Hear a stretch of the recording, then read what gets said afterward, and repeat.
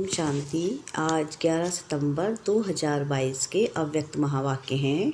ये revise course है 8492। ब्रह्मा बाप से प्यार की निशानी है, अव्यक्त फरिश्ता बनना। आज बेहद का बाप अपनी आदि श्रेष्ठ डायरेक्ट रचना को देख रहे हैं। ब्राह्मण आत्माएं डायरेक्ट शिववंशी ब्रह्मा कुमार और कुमारियां हो। ब्राह्मण आत्माएं आदि देव की रचना हो, इसलिए कल्प वृक्ष में ब्राह्मण फाउंडेशन अर्थात जड़ में दिखाए गए हैं। अपना स्थान देखा है ना, तो वृक्ष में आप आदि रचना बीज के समीप जड़ में दिखाए गए हो, इसलिए डायरेक्ट रचना हो। अन्य आत्माएं डायरेक्ट माता पिता अर्थात शिव बाबा और ब्रह्मा माता अर्थात डायरेक्ट परमात्मा रचना नहीं है। आप डायरेक्ट माता पिता की रचना हो। फ़र्क है ना। आप आदि रचना और अन्य धर्म आत्माओं की रचना, दोनों में अंतर है। आप परमात्मा रचना अपने रचता माता पिता दोनों को अच्छी तरह से जानते हो। अन्य धर्म की आत्माएं आप तना से निकलती हैं। आप जड़ भी हो और तना भी हो। ब्राह्मण रूप में वृक्ष की जड़ में हो और देवता रूप में वृक्ष के तने में हो, और सभी धर्म आप तने से निकलते हैं। तो आप डायरेक्ट रचना का कितना महत्व है। डायरेक्ट बीज के साथ संबंध है, उन्हों का इनडायरेक्ट संबंध है, आपका डायरेक्ट है। आप सभी रूहानी नशे से कहेंगे कि हम परमात्मा संतान हैं। जो भी धर्म वाली आत्माएं आती हैं वह सभी अपने को क्रिश्चियन, बौद्ध, इस्लामी कहलाएंगी। डायरेक्ट शिववंशी व आदि देव ब्रह्मा की रचना नहीं कहलाएंगी। क्राइस्टवंशी क्रिश्चियन कहेंगे। धर्म पिता क्राइस्ट के क्रिश्चियन हैं, यही जानते हैं। वह सभी धर्म पिता के वंश हैं और आप कहेंगे परमात्मा के। तो धर्म पिता और परम पिता कितना अंतर है। डबल विदेशी क्या समझते हैं, परम पिता के हो या धर्म पिता के हो। परम पिता के अर्थात डायरेक्ट रचना होना। तो डायरेक्ट और इनडायरेक्ट में कितना अंतर है। नशे में भी अंतर है तो प्राप्ति में भी अंतर है। इसलिए भक्ति मार्ग में भी इनडायरेक्ट अपने इष्ट द्वारा बाप को याद करते हैं। अगर कोई शिव भक्त भी हैं तो भी शिव शंकर एक मान करके याद करते हैं। तो डायरेक्ट हो गया ना, तो इनडायरेक्ट हो गया ना। जानते भी हैं कि राम का भी रामेश्वर है, लेकिन फिर भी याद राम को ही करेंगे। तो भक्ति इनडायरेक्ट हो गई ना, क्योंकि भक्त आत्माओं की रचना भी पीछे की आत्माएं हैं। आप डायरेक्ट परमात्मा वंशी आत्माएं हो। द्वापर में भक्ति भी करते हो तो बिना पहचान के भी पहले शिव बाबा की भक्ति करते हो। ब्रह्मा, विष्णु, शंकर, यह सूक्ष्म देवताओं की पूजा पीछे शुरू होती है, आदि में नहीं। तो अन्य आत्माएं रचना भी इनडायरेक्ट आत्माओं द्वारा हैं, और भक्ति में भी इनडायरेक्ट भक्ति है। आप डायरेक्ट भक्त हो, इनडायरेक्ट नहीं, अर्थात शिव की पूजा ही आरंभ करते हो। तो प्राप्ति में भी देखो, आप डायरेक्ट आत्माओं अर्थात डायरेक्ट रचना को अनेक जन्मों के लिए वर्षा जीवन मुक्ति का मिलता है। अन्य आत्माओं को जीवन मुक्ति का वर्षा इतने समय का नहीं मिलता है। आपकी जीवन मुक्ति आधा कल्प चलती है, और अन्य आत्माओं को जीवन मुक्ति और जीवन बंध दोनों ही आधा कल्प के अंदर मिलता है। वह भी द्वापर से आदि वाली आत्माओं को। पीछे वाली आत्माओं को तो थोड़े जन्मों में ही दोनों की प्राप्ति होती है। और विशेषता यही है कि आपकी जीवन मुक्ति अर्थात गोल्डन सिल्वर एज चक्र के भी गोल्डन सिल्वर समय पर प्राप्त होती है।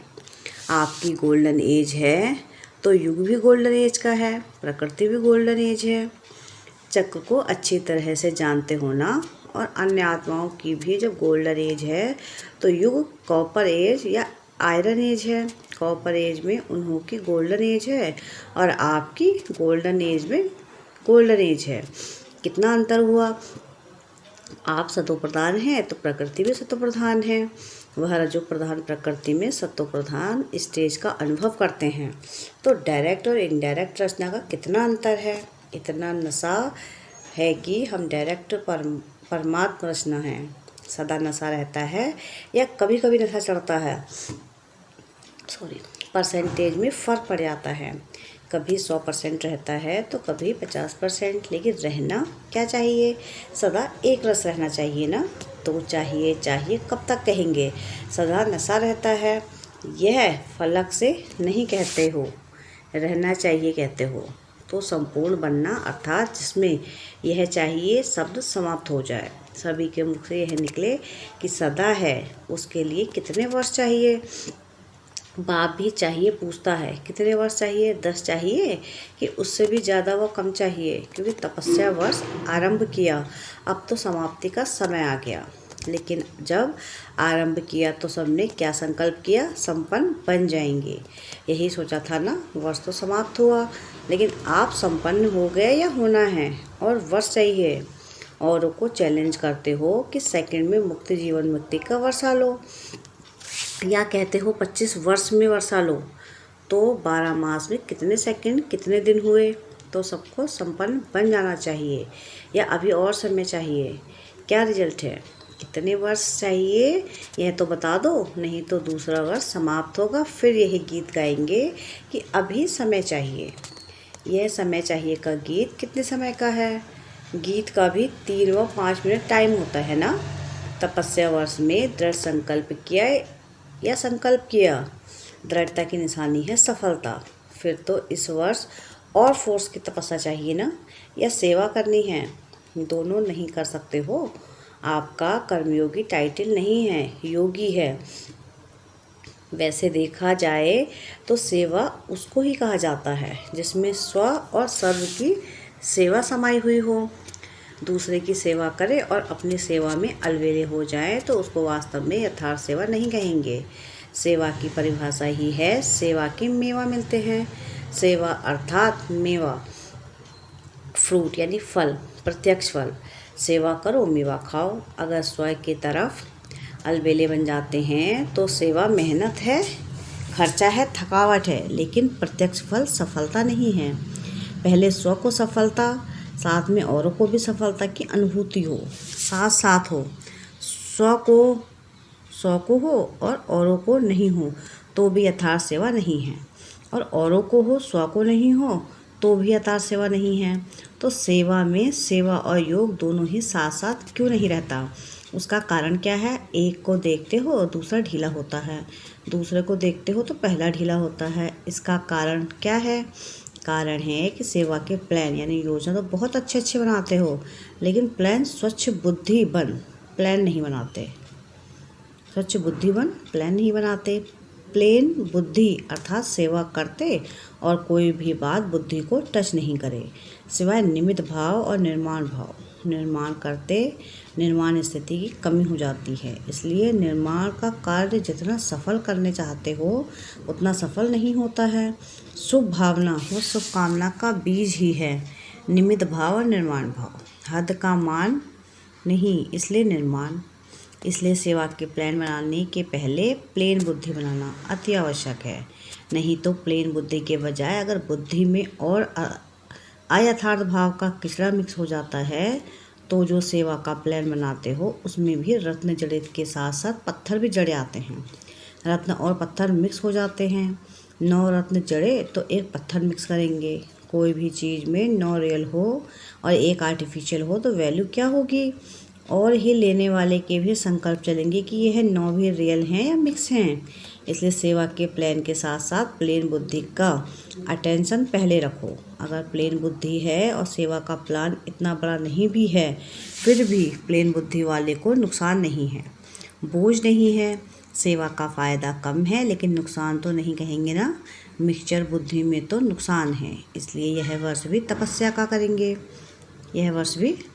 करेंगे। सेवा में तो कहते हो कि नीचे आ जाते हो हैं, तो क्या करेंगे? सिर्फ तपस्या करेंगे। जब स्वयं संपन्न बनो तब विश्व परिवर्तन का कार्य भी संपन्न होगा। आप सबके संपन्नता की कमी के कारण विश्व परिवर्तन का कार्य संपन्न होने में रुका हुआ है।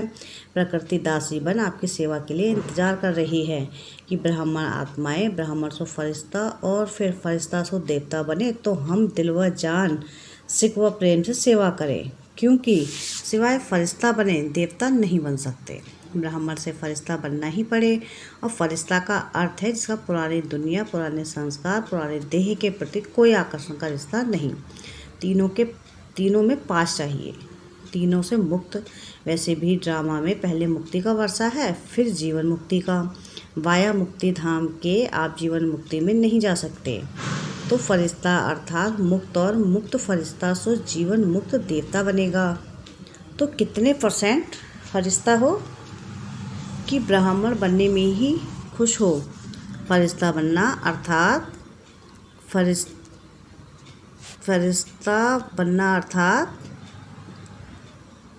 फरिश्ता स्वरूप ब्राह्मण बाप से प्यार हो। जिसका फरिश्ता स्थिति से प्यार नहीं, तो ब्रह्मा बाप नहीं मानता है कि मेरे से प्यार है। प्यार का अर्थ ही है समान बनना। ब्रह्मा बाप फरिश्ता है ना, फरिश्ता बन आप सबको फरिश्ता बनाने के लिए फरिश्तों की दुनिया में रुके हुए हैं। सिर्फ मुख से नहीं कहो कि बाप से बहुत प्यार है, क्या वर्णन करें। लेकिन ब्रह्मा बाप सिर्फ कहने से खुश नहीं होते, बनने से होते हैं।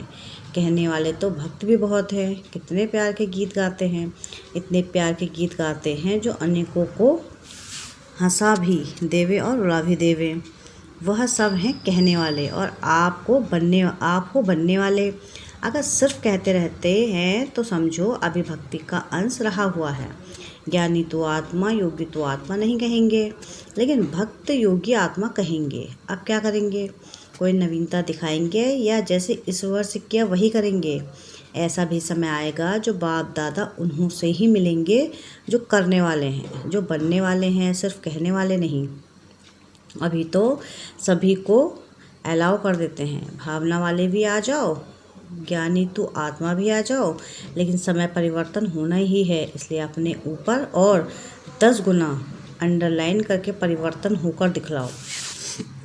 फिर बाप दादा को उलाहना नहीं देना कि ऐसे कैसे होगा, ऐसे क्यों किया। आप पुरुषार्थ में स्ट्रिक्ट नहीं होते हो तो बाप को स्ट्रिक्ट होना ही पड़ेगा। अभी तो बाप के प्यार स्वरूप से चल रहे हो, पल रहे हो, लेकिन सतगुरु का रूप धर्मराज नहीं, सतगुरु की आज्ञा सिर माथे गाया हुआ है। अभी तो बाप दादा मीठे बच्चे, प्यारे बच्चे कह के चला रहे हैं। अगर प्यार है, मिलन की प्यास है, तो समान बनकर मिलो, महान अंतर में नहीं मिलो। समान बनकर मिलन में बहुत मज़ा है, ये मज़ा और है। अच्छा, बाप से मिल लिया, दृष्टि ले लिया, वहाँ गए तो फिर कोई कमजोरी आ गई, शक्ति मिली और काम मिलाई, 1-2 बार विजयी बने, फिर कमज़ोर बन गए, तो ये अपने प्रकार का मिलना है। लेकिन यथार्थ प्यार, यथार्थ मिलन इससे बहुत ऊंचा है, बहुत बहुत प्यारा है। उसका अनुभव करो, समझा। सदगुरु की कोई ने आज्ञा नहीं मानी तो सदगुरु है ना। बाप के आगे तो बच्चों के नाज लाल कोड चलते हैं। अगर बाप से सच्चा प्यार है तो इस वर्ष में फरिश्ता समान बनकर दिखाओ। अभी इतने समय मिलने के लिए आए हैं, अभी इतने सब मिलने के लिए आए हैं, बहुत अच्छा है, लेकिन और अच्छे से अच्छा करना है। प्यार करना और प्यार निभाना, उसमें अंतर है। करने वाले तो सभी हो, अगर प्यार नहीं होता तो इतने सब क्यों आते। लेकिन करना और निभाना, इसमें अंतर हो जाता है। प्यार करने वाले अनेक होते हैं और निभाने वाले कितने होते हैं।